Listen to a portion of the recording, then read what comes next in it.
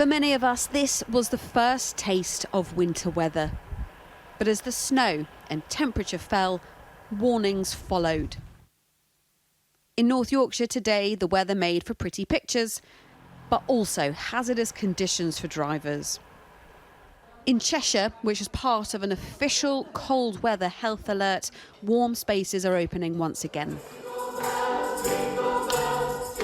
These are places like this church that are cosy and heated for people who might need a little extra support when it's chilly, and especially when energy prices are high. We knew that some members of our congregation were really worried about that and were talking about turning the heating off and in some cases doing things that sounded positively dangerous. Along with singing, there's hot soup too. There's particular concern in cold weather for the over 65s or for people with underlying health conditions. What I find hard is when the roads are slippery. That's the biggest problem. But otherwise, I mean, we put the heating on, obviously, and think, how much is this costing? Because everything's going up, isn't it? But you've just got to keep warm, you know, when you get to our age.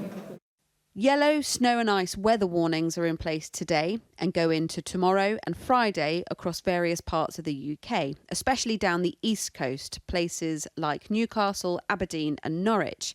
But the weather, health and social care warnings are much wider, with amber warnings in Sheffield, Liverpool and Hull, and yellow warnings in Nottingham and Leicester. Health services have been warned this cold snap will add extra pressure, increasing the risks of stroke and heart attacks in the vulnerable and delaying discharges from hospital.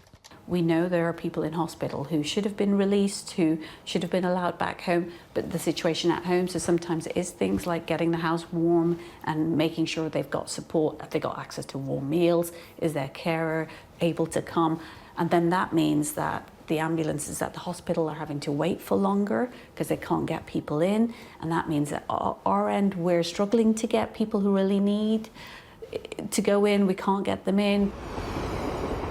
It might not officially be winter yet, according to the calendar, but for public services in many areas, these freezing days are the first test working under winter pressure.